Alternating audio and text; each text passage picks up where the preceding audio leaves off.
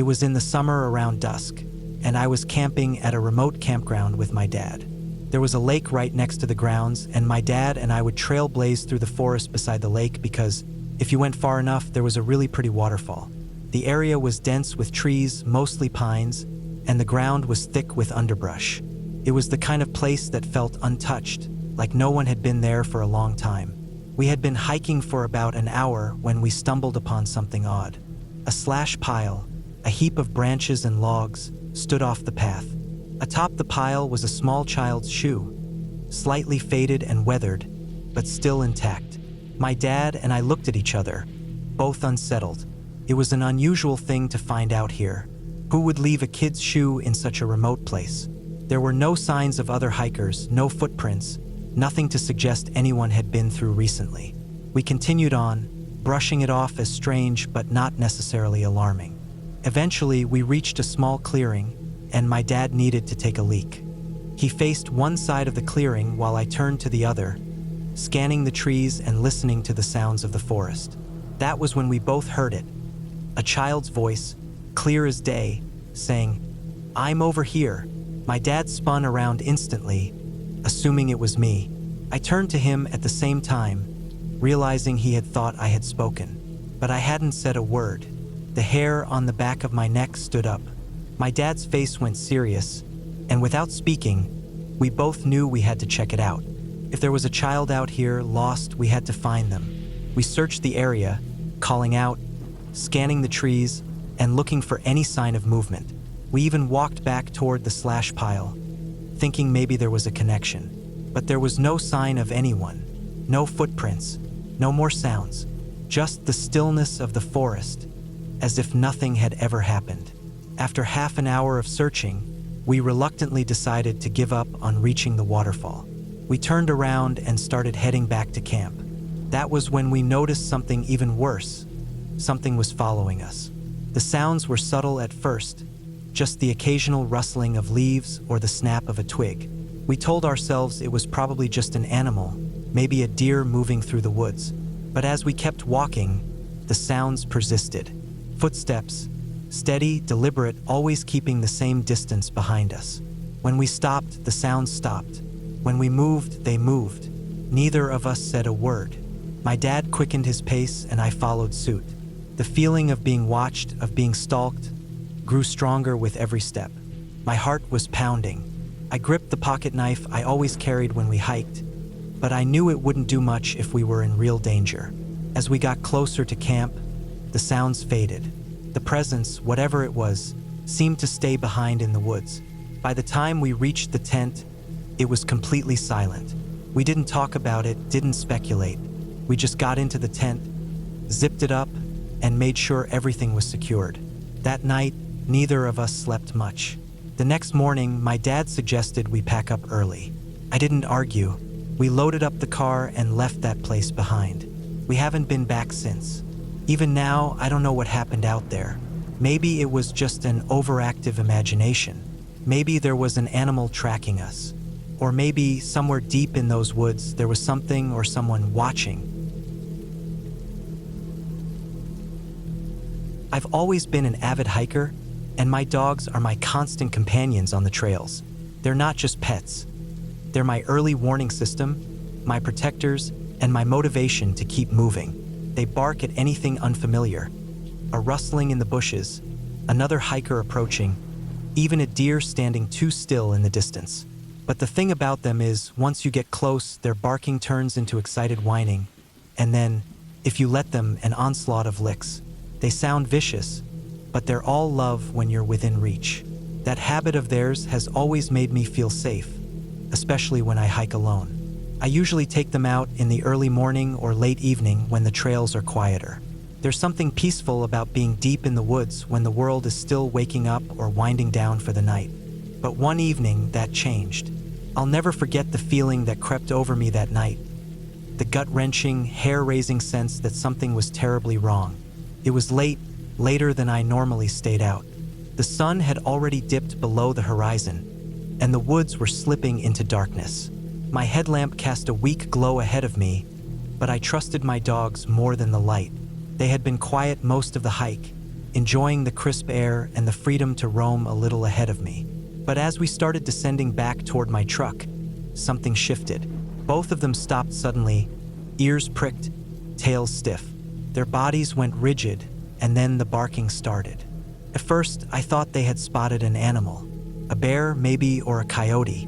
But as I scanned the woods ahead, I saw nothing, just trees, motionless and silent. The barking escalated, turning into that deep, warning growl they reserved for things they didn't trust. Every hair on my arms stood on end. I called them back to me, and they obeyed, but they didn't take their eyes off whatever they had sensed. Then I heard it, a soft, deliberate footstep.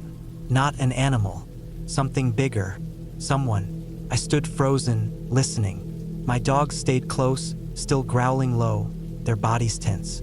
I shone my headlamp toward the sound, but the dense trees swallowed the beam. My breathing felt too loud, my heartbeat too fast. Then another footstep, closer this time. My dogs barked louder, more aggressive now. And then, something even worse, something that sent ice through my veins. The sound of heavy breathing. Not mine, not my dogs. Someone was out there, watching, waiting. I did the only thing I could think of. I reached into my bag and grabbed the small knife I always carried. It wasn't much, but it was something. My dogs, despite their barking, stayed put. They wouldn't chase unless I told them to. That was the thing about them: bark, snarl, threaten all they wanted, but they wouldn't actually attack unless they had to. I took a step back. Another footstep followed. Someone was matching my movement. My chest tightened. I wasn't alone, and whoever was out there wasn't making any attempt to announce themselves. I turned and started walking, keeping my pace steady. The truck was maybe a 10-minute walk away. If I ran, I'd make too much noise, and my dogs would chase after me. If I stayed, I'd be standing in the dark, waiting for whatever was out there to make the next move. Then I saw it, a shape just barely visible beyond the trees. Person, standing still, watching. I didn't think. I moved, fast. I didn't run, but I walked faster than I ever had. My dog still barking, still growling. The figure didn't move at first, just stood there. But as I got farther down the trail, I heard it again. Footsteps, heavy and deliberate, keeping pace with me. My mind was racing. Who the hell hikes this late at night without a light? Why weren't they saying anything? Every instinct in my body told me not to stop, not to look back. I kept my grip tight on my knife and moved, faster and faster, my dogs right at my heels. The sound of the footsteps stayed with me, not speeding up, not slowing down, just following. Then the worst sound of all, the unmistakable crunch of something moving quickly through the underbrush. I broke. I ran. My dogs, sensing my fear, took off with me. Their barking turned into full-blown snarling as they ran alongside me. I couldn't hear anything over the sound of my own pounding footsteps, my breathing ragged and uneven. The truck was close, just a little farther, and then silence. The footsteps stopped. The rustling stopped. My dogs were still barking, but there was nothing behind me. I didn't stop to look. I sprinted the last stretch to my truck, threw open the door, and shoved my dogs inside. My hands fumbled for the keys, shaking so hard I nearly dropped them. The engine roared to life, and I peeled out of the lot, my headlights cutting through the darkness. As I drove down the dirt road leading back to the main highway, I looked in the rearview mirror. My stomach turned to stone. A figure, standing at the edge of the trees, watching me go. I didn't slow down. I didn't stop. I drove until I saw the lights of my town, until I felt safe enough to breathe again. My dogs had settled down, but they stayed alert, ears perked, eyes on the windows. I never went back to that trail at night, and to this day I don't know who or what was out there with me. But I do know this: my dogs may bark until you're close enough for kisses, but that night they never stopped barking. Not until we were safe. Hiking alone has always been something I enjoyed. There's a peace to it that you just can't find anywhere else. It's a chance to disconnect from the noise of everyday life, to clear my head, and to push myself physically. I've been hiking solo for years, covering miles of trails, deep into forests where the only sound is my own breathing and the rustling of the wind through the trees. But one day, something happened that changed the way I think about hiking forever. I almost got kidnapped. It was supposed to be a simple night hike. A meteor shower was scheduled to be visible that night, and my friends and I thought it would be a cool idea to hike to the top of a small mountain to watch it. There were 4 of us, all around 16 at the time, and we figured it would be a fun adventure. We drove out to the trailhead around 10 p.m. The night air was cool, and the sky was clear, perfect for watching meteors. We had our flashlights, some snacks, and a few blankets packed in our bags. The trail wasn't too long, about 1.5 miles to the top, but it was steep in some sections. We were excited, joking around, and taking our time as we made our way up. About halfway up, we decided to take a break. The path flattened out briefly before another steep incline, so we sat down on some rocks to catch our breath. That's when we noticed him, a man dressed in a business suit, walking up the trail behind us. At first, we thought it was funny. Who hikes in a suit? Maybe he was coming from a formal event, or maybe it was some kind of prank. But the more we watched him, the weirder it felt. He wasn't carrying a flashlight, no backpack, nothing. Just a man in a suit, walking alone in the woods at night. We stood up and started hiking again, picking up our pace. But every time we stopped, he was closer. 10 feet away, then 5. By the time we reached the last stretch of the trail, he was practically right behind us. Then he spoke. He asked if we were there for the meteor shower and if he could walk with us. Something about his tone, his presence, it felt off. He was in his 30s, clean-cut, but there was something unnatural about the way he carried himself. We didn't want to make a scene, so we kept walking, but we were all on edge. My friend and I noticed that he was walking uncomfortably close to our only female friend, close enough that he could probably smell her shampoo. When we got to the top, we found a spot and sat down. He sat down too, right next to her. At this point, I knew we needed to get out of there. We made up an excuse, something about having to leave early, and grabbed our stuff. We moved quickly, heading back down the trail at a near jog. That's when we heard it, the sound of someone running. We turned around, and there he was, full sprint, coming straight down the trail after us. And he was holding something, a large stick or a branch, gripped tightly in his hand. Panic set in. We ran as fast as we could, adrenaline surging through us. The only thought in my mind was getting back to the car. My legs burned, my lungs ached, but I didn't dare slow down. The sound of his footsteps was right behind us, heavy and fast. When we finally burst into the parking lot, we didn't even look back. We threw ourselves into the car, locked the doors, and started the engine. That's when my friend pointed out the window. He was still running, straight at us. But now he wasn't just holding a stick. He had something else in his other hand. Something metallic. A knife? A piece of pipe? We didn't stick around to find out. We tore out of the lot, speeding down the dark road, shaking, hearts pounding. In the rearview mirror, we could see him standing there, just watching us drive away. For hours afterward, we sat in stunned silence, trying to process what had just happened. Maybe he was just some drugged-out guy looking for trouble. Maybe he had planned something much worse. We didn't know. We didn't want to know. 2 days later, we found out. A news report surfaced. A man had strangled his wife and then murdered another girl later that night on a hiking trail. It was him, the same man, the same trail. None of us ever told our parents. We never went back. And to this day, I can't shake the thought of what would have happened if we hadn't run when we did. Hiking alone has always been something I enjoyed.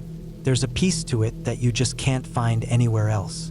It's a chance to disconnect from the noise of everyday life, to clear my head, and to push myself physically. I've been hiking solo for years, covering miles of trails, deep into forests where the only sound is my own breathing and the rustling of the wind through the trees. But one day, something happened that changed the way I think about hiking forever. I almost got kidnapped. It was supposed to be a simple day hike. The trail was one I'd taken plenty of times before, about 7 miles through dense woods, leading up to a scenic overlook. It wasn't particularly difficult, but it was remote. That was part of what I liked about it. No crowds, no noise, just me and the forest. I parked my car at the small dirt lot near the trailhead, checked my gear, and set off. It was a crisp morning, the sun barely cutting through the thick canopy above. The trail was covered in fallen leaves, and the scent of damp earth filled the air. I walked at a steady pace, enjoying the solitude. I was about 3 miles in when I noticed something strange. There were fresh boot prints on the trail. That wasn't unusual, people hiked here from time to time. But these were odd. The deep impressions suggested heavy boots, and they were spaced close together, like someone had been walking slowly. Too slowly. A little further up, I saw something else. A plastic water bottle lying just off the path. It wasn't crushed, and there was still water inside.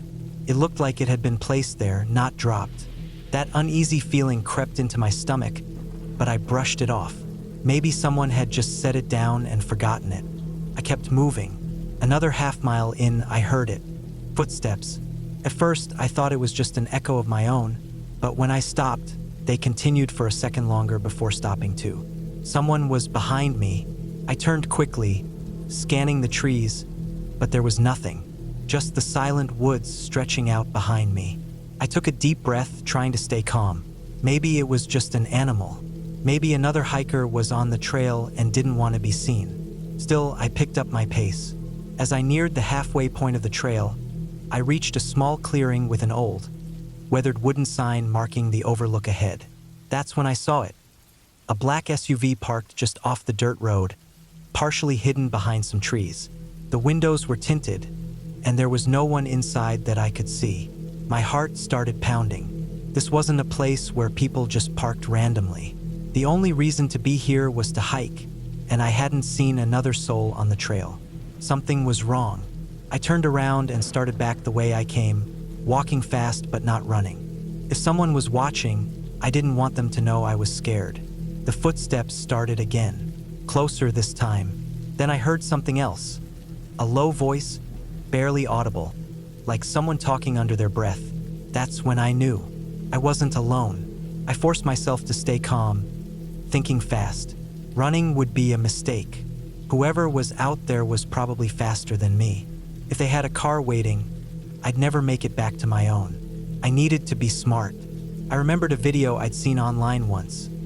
Some guy who had nearly been kidnapped and managed to escape by doing something unexpected. He had acted like he wasn't scared, like he belonged right where he was. He didn't run. He made himself unpredictable. I decided to do the same. Instead of heading straight back to my car, I veered off the trail, moving deeper into the woods. If they were following me, they'd expect me to stay on the path. I moved fast but carefully, keeping low, making as little noise as possible. After a few minutes, I stopped behind a thick tree, listening. The footsteps had stopped too. I held my breath, heart pounding so hard I thought it might give me away. Then, just barely, I heard them again, moving back toward the trail. Whoever it was, they were trying to cut me off. I crouched low and took out my pocket knife.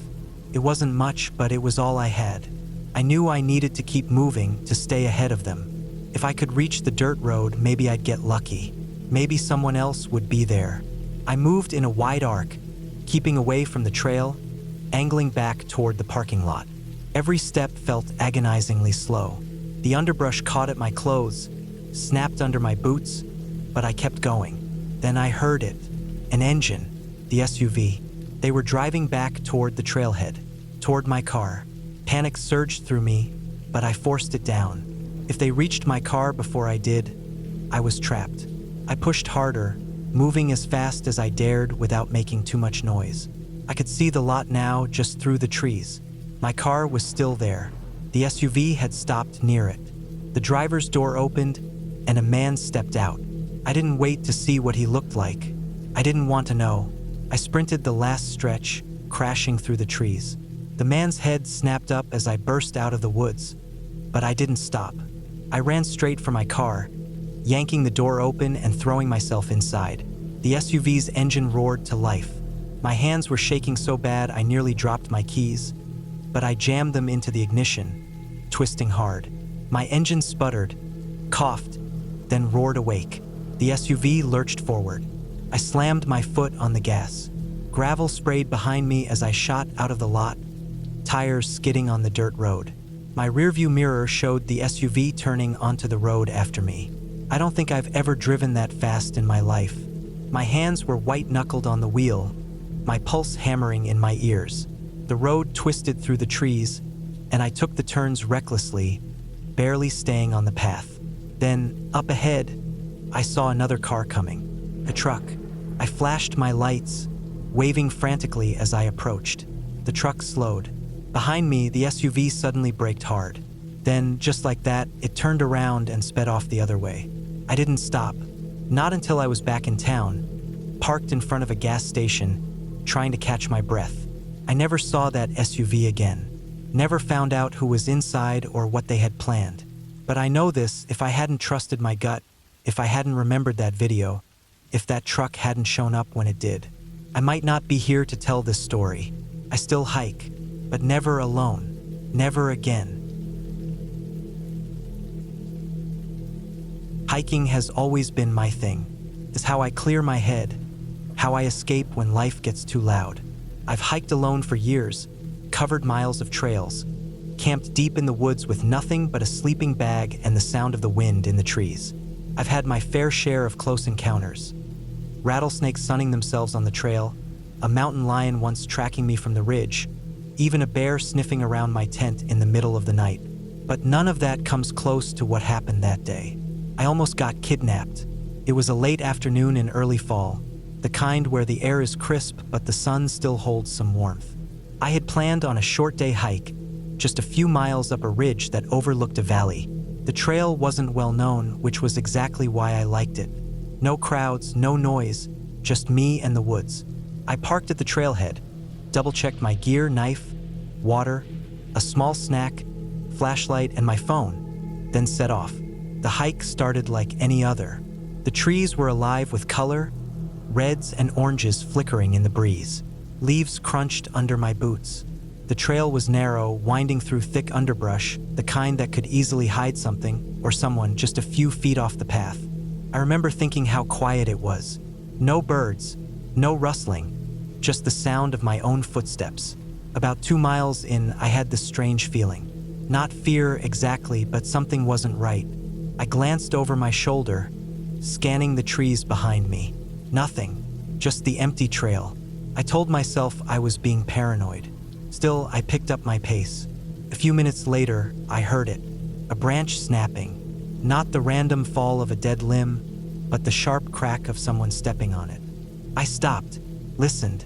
The woods were silent again. Too silent. My gut told me I wasn't alone.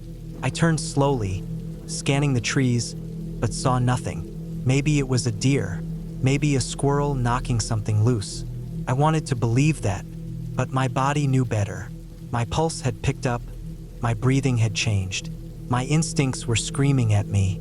I moved faster, not quite running, but pushing my legs harder, the burn creeping into my calves. I knew the ridge was close. If I could get to the top, I'd have a clear view in all directions. I'd feel safer. Then I heard it again, closer this time, a rustling, the sound of footsteps moving deliberately, staying just out of sight. I didn't look back. I just ran. The ridge wasn't far. My lungs burned as I climbed the last stretch, pushing harder than I ever had on a hike. When I reached the top, I turned, breath coming in hard gasps. The trail behind me was empty, but I wasn't imagining it. I knew I wasn't. My hands were shaking as I pulled out my knife. It wasn't much, just a small fixed blade I always carried, but it made me feel like I had something. Anything. I waited, scanning the trees below, trying to catch any sign of movement. Then I saw it. A man, halfway down the trail, standing just off the path. He wasn't wearing bright hiking gear, no backpack, nothing that made it look like he was supposed to be there. He was dressed in dark clothes, a hood pulled up over his head, hands in his pockets. Just standing there, watching. My stomach dropped. For a long moment, we didn't move. Then he took a step forward, slow, deliberate. That's when I turned and ran. I bolted down the other side of the ridge, my feet pounding against the dirt. My only thought was getting back to my car. I didn't care about twisting an ankle, about how fast I was burning through my energy. I just needed to get out. The trail blurred as I ran, my breath ragged. I could hear movement behind me, fast and steady. He was following me. I cut off the trail. It was risky, but I didn't care. I crashed through the underbrush, branches whipping at my arms and legs. If I stayed on the trail, he'd have a clear path to chase me. Off trail, I had a chance. I sprinted downhill, half sliding, half falling, hoping I was still headed in the direction of the road. Then I saw it, the flash of my car through the trees. I didn't slow down. I dug into my pocket for my keys, nearly dropping them as I burst out of the trees. The lot was empty, just my car sitting there like a lifeline. I yanked the door open, threw myself inside, and locked it in one motion. My hands were shaking so badly I fumbled the ignition twice before the engine roared to life. I looked up, expecting to see him burst out of the woods after me, but he never did. I didn't stick around to wait. I peeled out of that lot so fast my tires kicked up gravel. It wasn't until I was halfway home that I let myself breathe. My mind kept replaying the moment I saw him standing there, just watching me. He had been waiting. I didn't call the cops. What would I even say? A man walked near a hiking trail? No crime in that. I had no proof he was following me, no proof he meant to do anything. But I knew. I felt it in my bones. I never hiked that trail again. I still hike, but not like before. Not alone. And never without a weapon bigger than a pocket knife. Because I've faced a bear before. And a bear, at least, isn't hunting you like prey. I hike deep into the woods around my town. It's something I've done for years. A habit that started when I was young and never really stopped. The solitude, the quiet, the feeling of being surrounded by nothing but trees and earth. It all makes me feel at peace.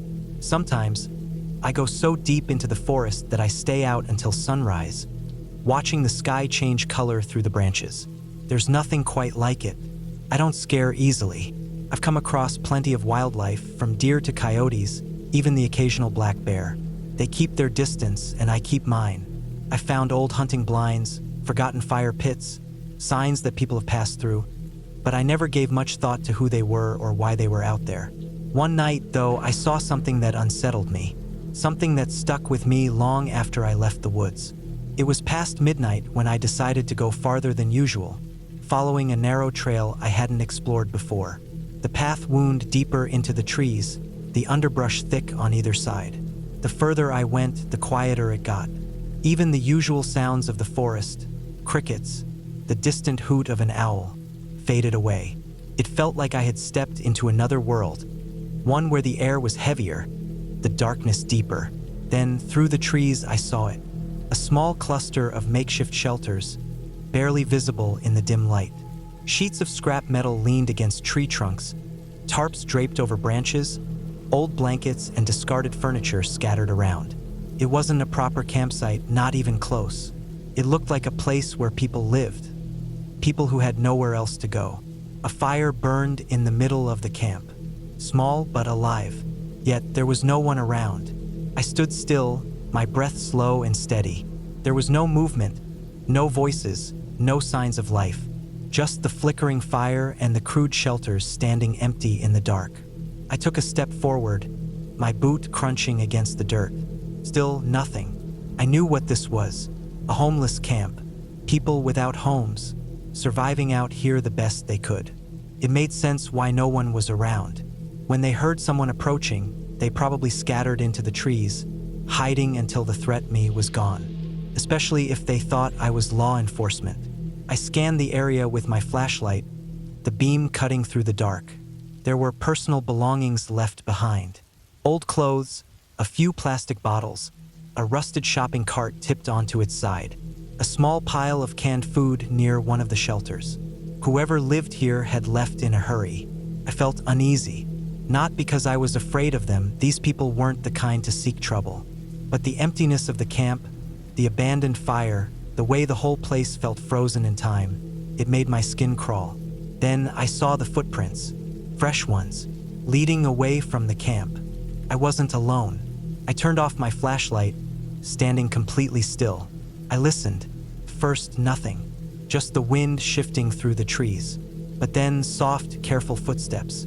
Not far, maybe 20 feet away, hidden in the dark. Someone was there, watching me. A branch snapped, closer this time. I didn't move. I could feel my pulse in my neck, steady but strong.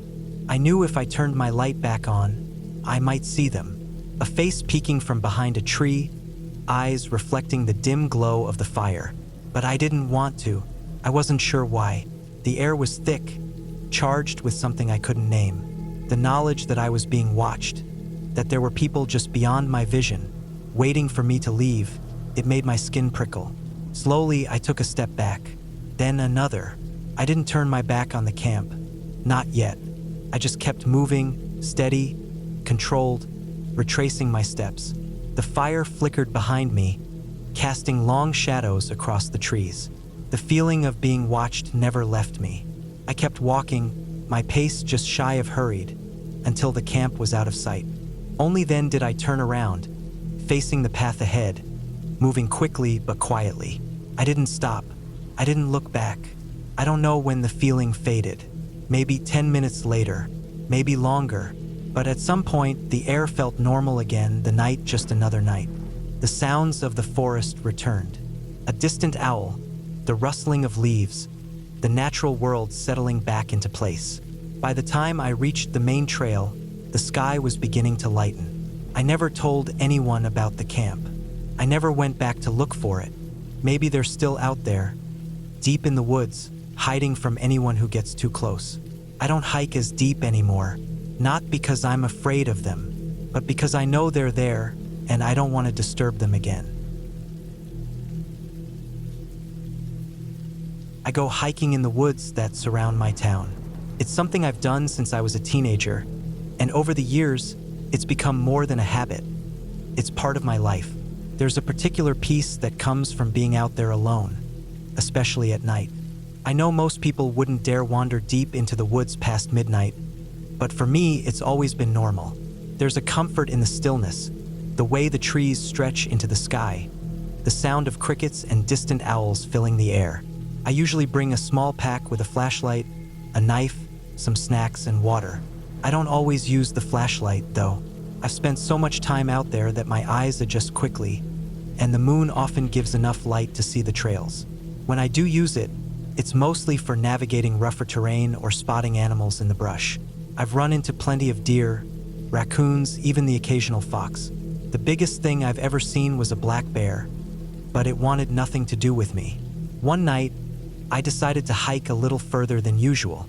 I had been feeling restless, and something about the cool night air made me want to go deeper than I normally would. I started at my usual trailhead around 10 p.m., following the winding path as it dipped and rose, cutting through the dense tree line. The familiar landmarks passed by, the old hunting stand, the fallen log with its jagged end pointing toward the sky, the little clearing where I sometimes stopped to rest. After a couple of hours, I realized I had gone farther than I ever had before.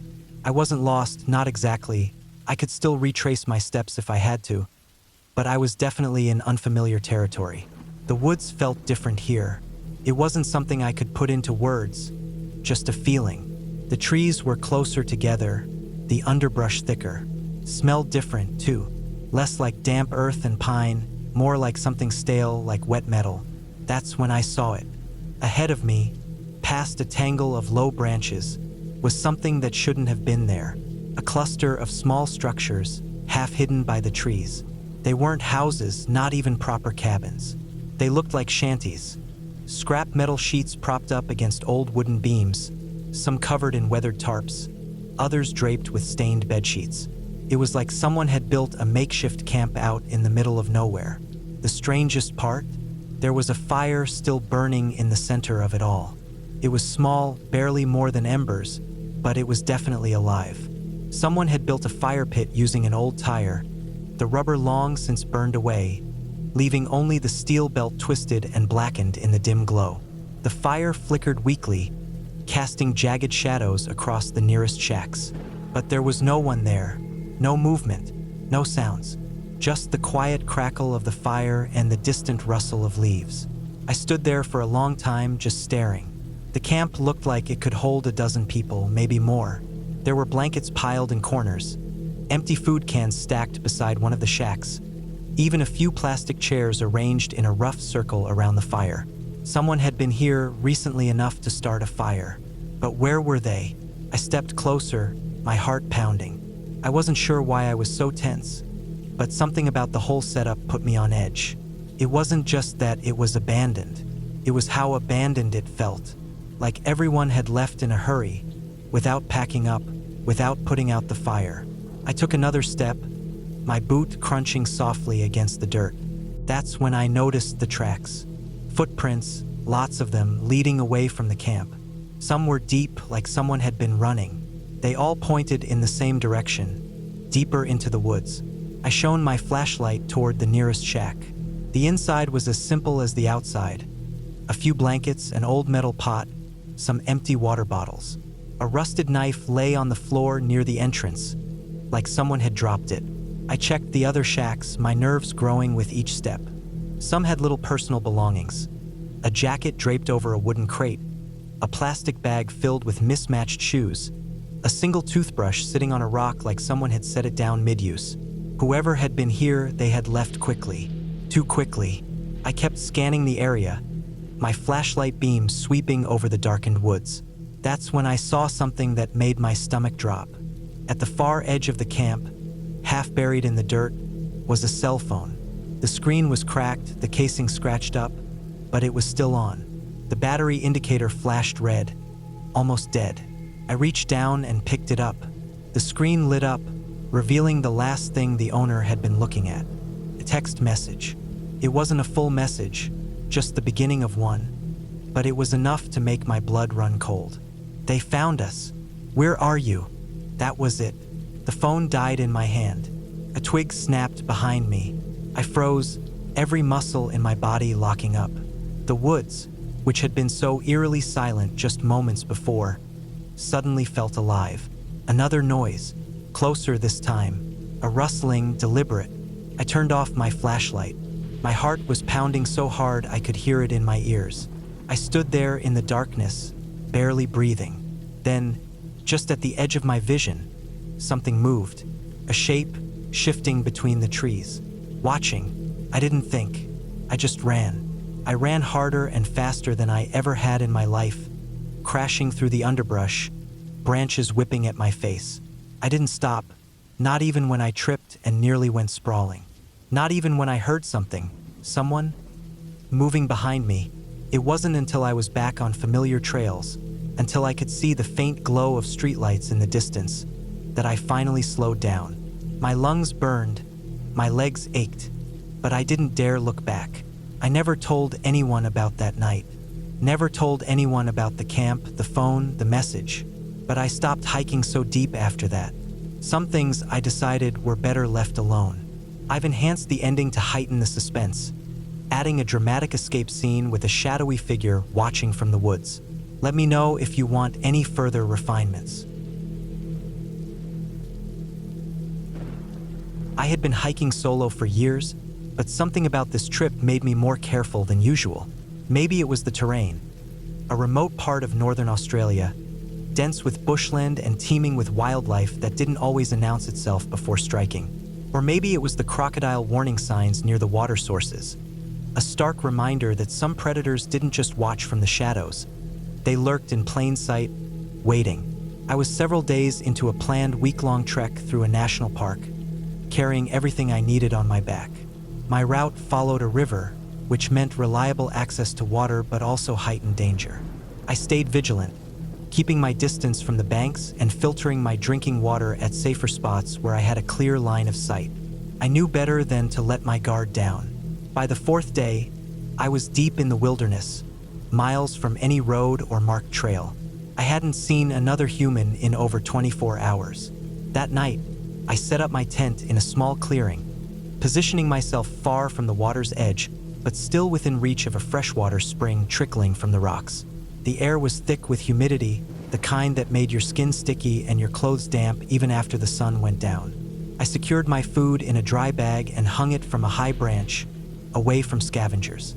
The night was quiet at first, just the usual rustling of leaves and the occasional distant cry of a bird. But then, something changed. A stillness settled over the bush, and my skin prickled with awareness. I had experienced this kind of silence before, when a predator was nearby. I sat up in my tent, straining my ears. The usual hum of insects had dimmed, and the rustling had stopped. Then a sound. Soft, measured footsteps on dry leaves, circling. My breath hitched. Whatever it was, it wasn't small. I had camped in croc country enough to know that they didn't move like this. This was something else, something on land. Reaching slowly for my flashlight, I flicked it on and pointed it toward the trees.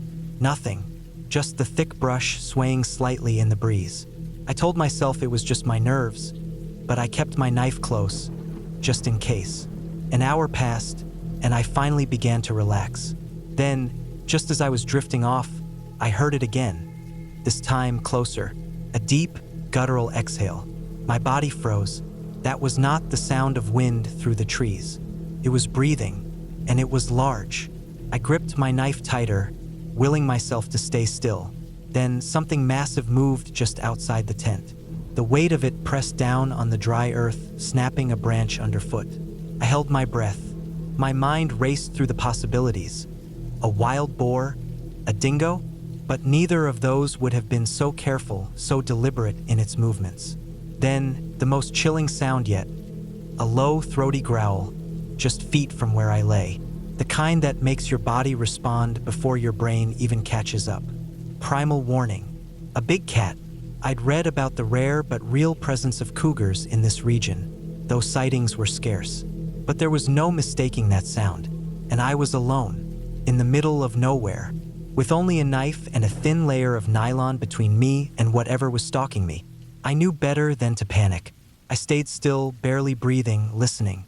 If it wanted to attack, it would have by now. But it didn't. It was testing me, seeing if I was prey. Slowly, carefully, I reached for my bear spray, useless against crocs but effective against mammals. My fingers closed around it, and I slid my hand out of the tent, keeping my movements slow. Another growl, but this time it was farther away. The presence was retreating, but not leaving. Watching, waiting. I didn't sleep that night. Every hour I heard movement. It was still there, circling. At one point, I thought I saw eyes reflecting in the distance, just beyond the tree line, but I couldn't be sure. At first light, I packed up faster than I ever had before. I didn't eat. I barely drank. I just moved. The faster I put distance between myself and that spot, the better. I hiked for hours without stopping, my ears sharp for any sign of movement behind me. By midday, I reached a rocky outcrop that overlooked the river. I finally allowed myself to rest.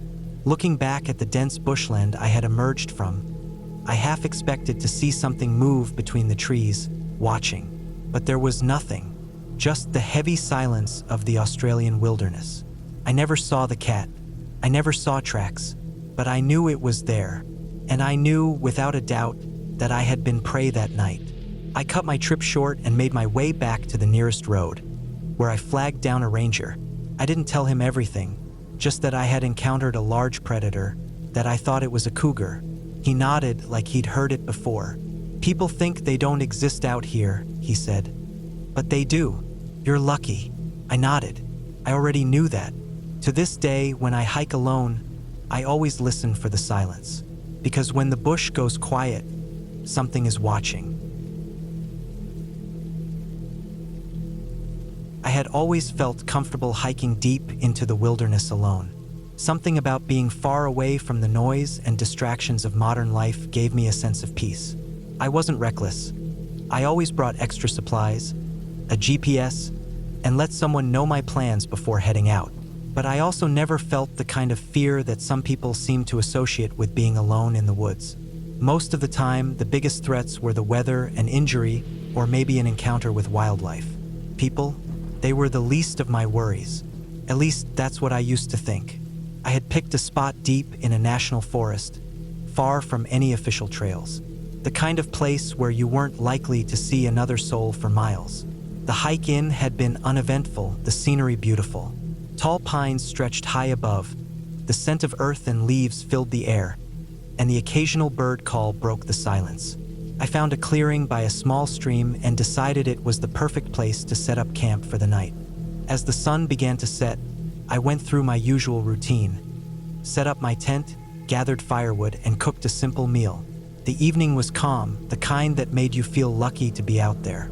I sat by the fire for a while, letting the heat soak into my skin as the sky darkened. The stars above were clearer than anything you'd ever see in the city. Then, just as I was about to turn in for the night, I heard something. A single, deliberate snap of a branch. Not the random noise of an animal moving through the brush. This was precise, intentional. My body went rigid, ears straining to hear more. Silence followed, and I told myself it was nothing. Maybe a deer, maybe the wind. But I still felt uneasy. I banked the fire low and crawled into my tent, keeping my knife close and my boots within reach. Sleep came in short bursts, my ears catching every rustle and shift of the night. At some point, I drifted off fully, but when I woke again, I knew something was wrong. The fire had burned out completely. That wasn't what alarmed me. It was the distinct feeling that I wasn't alone. I didn't hear anything at first, but then there was the faintest sound of movement, just beyond the thin walls of my tent. Slow, deliberate footsteps. My breath caught in my throat. I stayed perfectly still, straining to listen. The footsteps stopped, replaced by silence so thick it made my heartbeat seem deafening. I reached slowly for my knife, my fingers wrapping around the handle as I lay frozen. Minutes passed, maybe more, before I finally worked up the nerve to move. I unzipped the tent as quietly as I could and peered out. The darkness was thick, but I could just make out the shape of something or someone, standing near the tree line. Not moving, just standing, watching. My blood turned to ice. I couldn't make out details, but I knew what I was looking at wasn't an animal. It was human. I forced myself to move, my hands shaking as I grabbed my flashlight and flicked it on. The beam cut through the darkness, landing right where the figure had been. But there was nothing there. The trees stood undisturbed, the ground covered in undisturbed leaves. It was as if nothing had been there at all. Every instinct in my body screamed at me to leave. I moved quickly, stuffing my gear into my pack, barely taking time to make sure I had everything. I didn't care about packing neatly or even taking down my tent properly. I just needed to go. The hike back felt twice as long as it had coming in. Every rustle of leaves sent my heart racing. I kept glancing over my shoulder, sure I was being followed, though I never saw anything. The feeling of being watched never left me. When I finally reached my car, my hands were shaking so badly it took 3 tries to get the key in the ignition. The moment the engine turned over, I locked the doors and threw it into drive, my eyes scanning the tree line one last time. That's when I saw it. A figure standing just beyond the reach of my headlights. Watching. I didn't wait. I hit the gas, speeding down the dirt road, not caring about the rough terrain. I drove until I hit pavement, and even then, I didn't stop. I never went back to that spot. Maybe it was nothing. Maybe it was just another hiker, or some harmless camper who'd set up nearby. But my gut told me otherwise. My gut told me I had come too close to something I didn't want to understand. Now, whenever I hike, I listen to my gut. And if I ever get that feeling again, I won't hesitate. I'll leave, because whatever was out there that night wasn't just the wind. And it wasn't just an animal. Some things I think are best left unexplored. I had been hiking solo for years, always preferring the solitude of the deep woods to the noise and chaos of everyday life. There was something about the rhythm of my own footsteps on a dirt trail, the wind rustling through the trees, and the distant calls of unseen birds that made me feel at peace. I had never encountered anything more dangerous than a startled deer or the occasional overzealous raccoon trying to steal my food. But that changed one summer when I decided to explore a less traveled trail in a national forest. It was a last-minute decision, spurred by an unexpected free weekend. The trail was about 10 miles long and looped through a thick stretch of wilderness, far from any major roads. I parked my car at the nearly empty trailhead, laced up my boots, and adjusted the straps of my backpack. There were no other cars in sight except an old rusted truck sitting at the far end of the lot, its windows covered in dust and grime. I made a mental note of it but didn't think much more about it. The first few miles were uneventful. The trail was narrow, winding through dense pine trees and occasional clearings filled with wildflowers. The scent of pine needles and damp earth filled the air, and I felt completely at ease. I stopped for water at a small creek, the cold liquid refreshing against the warm afternoon sun. There was no cell service out here, but I had my map, compass, and a GPS tracker just in case. At around mile 5, I began to feel something was off. It wasn't anything obvious, just a vague sense that the forest around me had gone quieter. The usual sounds of birds and rustling leaves seemed muted. The air felt heavier, thicker. I shook off the feeling and continued walking, convincing myself it was just my imagination playing tricks on me. That changed when I noticed the footprints. They weren't mine. Someone else had been on this trail not long before me. The prints were deep, indicating a heavy step, and spaced far apart. More than that, they were erratic, zigzagging across the trail as if whoever made them had been wandering or pacing. I stopped and listened, but the forest remained still. No voices, no snapping twigs, nothing. I told myself it was probably just another hiker. Maybe someone had gotten turned around, backtracked a bit. It wasn't unusual on lesser-marked trails. Still, I picked up my pace, moving forward with more purpose. By mile 7, I saw something that made my stomach tighten. A pile of sticks, carefully arranged into a crude shape, sat directly in the middle of the trail. It wasn't random. Someone had placed them there deliberately.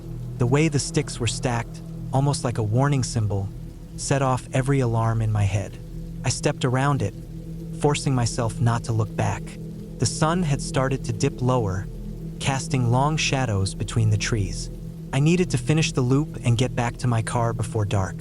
I pushed on, but the sense of unease grew with every step. Then I saw it, something glinting among the underbrush just off the trail. A can. Not new, but not too old either. I glanced around and saw more trash scattered nearby. An old backpack, torn apart, its contents spilled onto the ground. A pair of broken sunglasses, the lenses cracked. A boot, half buried in the dirt. I wasn't alone. I didn't stop to investigate. My gut screamed at me to keep moving, so I did.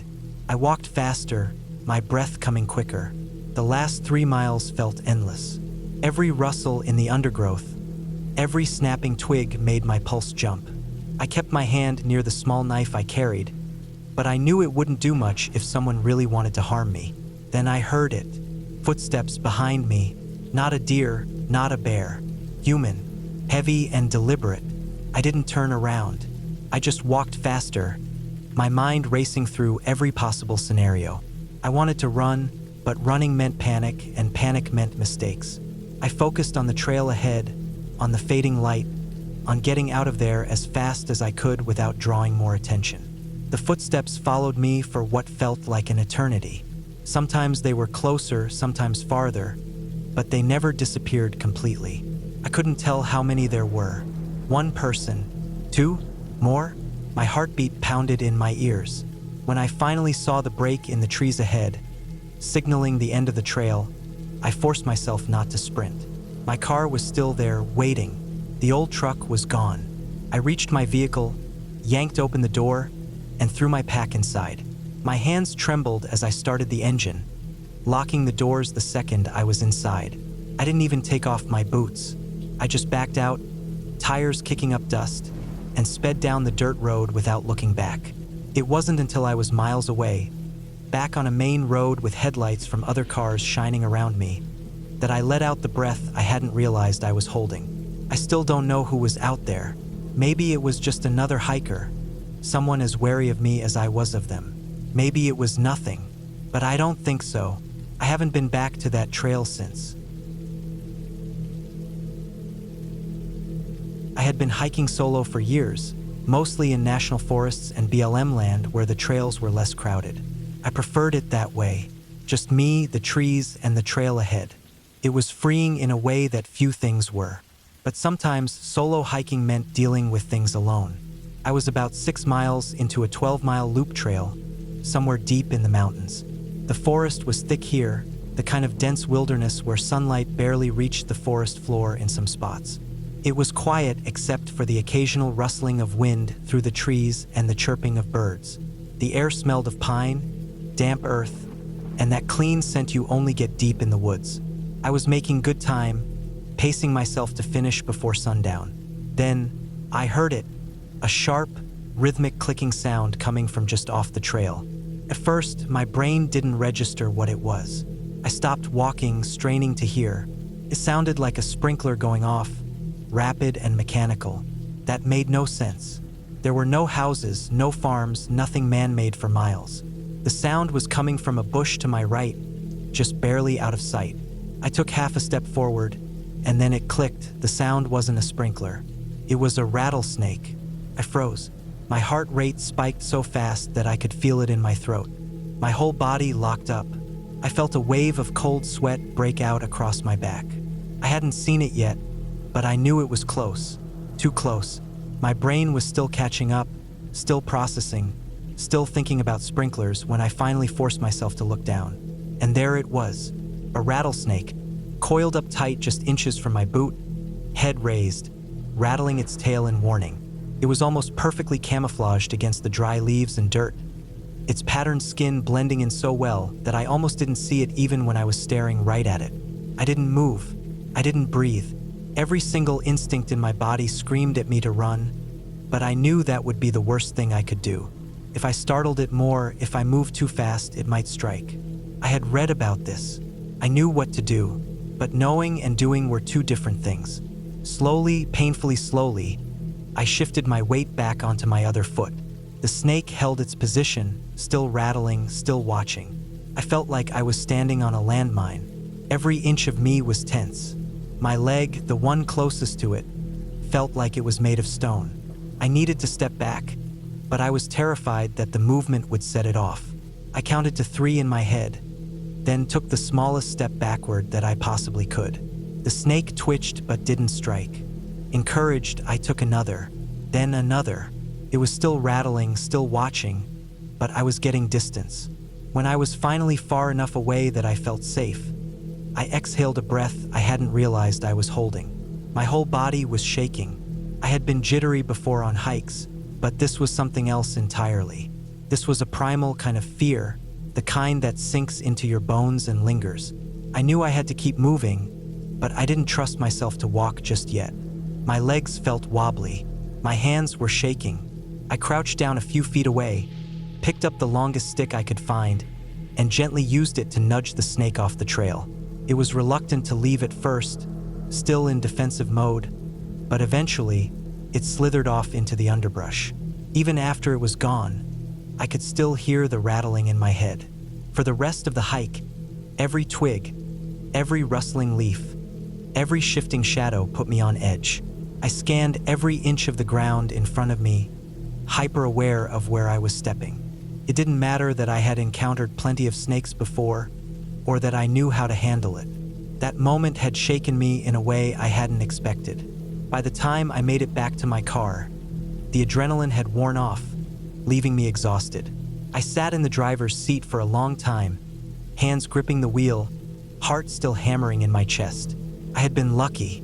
If I had stepped just an inch further, if I hadn't noticed in time, if the snake had been more aggressive, there were too many ways that could have ended badly. I wasn't scared of hiking, not really, but after that I was more careful, more aware, because sometimes danger wasn't some distant, abstract thing. Sometimes it was right there under your feet, just waiting for you to take the wrong step. It was in the summer around dusk, and I was camping at a remote campground with my dad. There was a lake right next to the grounds, and my dad and I would trailblaze through the forest beside the lake because if you went far enough, there was a really pretty waterfall. The area was dense with trees, mostly pines, and the ground was thick with underbrush. It was the kind of place that felt untouched, like no one had been there for a long time. We had been hiking for about an hour when we stumbled upon something odd. A slash pile, a heap of branches and logs, stood off the path. Atop the pile was a small child's shoe, slightly faded and weathered, but still intact. My dad and I looked at each other, both unsettled. It was an unusual thing to find out here. Who would leave a kid's shoe in such a remote place? There were no signs of other hikers, no footprints, nothing to suggest anyone had been through recently. We continued on, brushing it off as strange but not necessarily alarming. Eventually, we reached a small clearing, and my dad needed to take a leak. He faced one side of the clearing while I turned to the other, scanning the trees and listening to the sounds of the forest. That was when we both heard it. A child's voice, clear as day, saying, "I'm over here." My dad spun around instantly, assuming it was me. I turned to him at the same time, realizing he had thought I had spoken. But I hadn't said a word. The hair on the back of my neck stood up. My dad's face went serious, and without speaking, we both knew we had to check it out. If there was a child out here lost, we had to find them.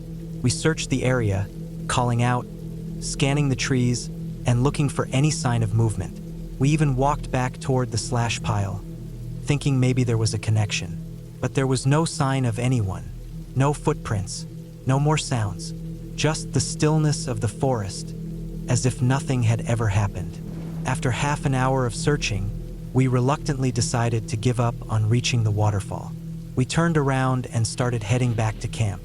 That was when we noticed something even worse. Something was following us. The sounds were subtle at first, just the occasional rustling of leaves or the snap of a twig. We told ourselves it was probably just an animal, maybe a deer moving through the woods. But as we kept walking, the sounds persisted. Footsteps, steady, deliberate, always keeping the same distance behind us. When we stopped, the sounds stopped. When we moved, they moved. Neither of us said a word. My dad quickened his pace and I followed suit. The feeling of being watched, of being stalked, grew stronger with every step. My heart was pounding. I gripped the pocket knife I always carried when we hiked, but I knew it wouldn't do much if we were in real danger. As we got closer to camp, the sounds faded. The presence, whatever it was, seemed to stay behind in the woods. By the time we reached the tent, it was completely silent. We didn't talk about it, didn't speculate. We just got into the tent, zipped it up, and made sure everything was secured. That night, neither of us slept much. The next morning, my dad suggested we pack up early. I didn't argue. We loaded up the car and left that place behind. We haven't been back since. Even now, I don't know what happened out there. Maybe it was just an overactive imagination. Maybe there was an animal tracking us. Or maybe somewhere deep in those woods, there was something or someone watching,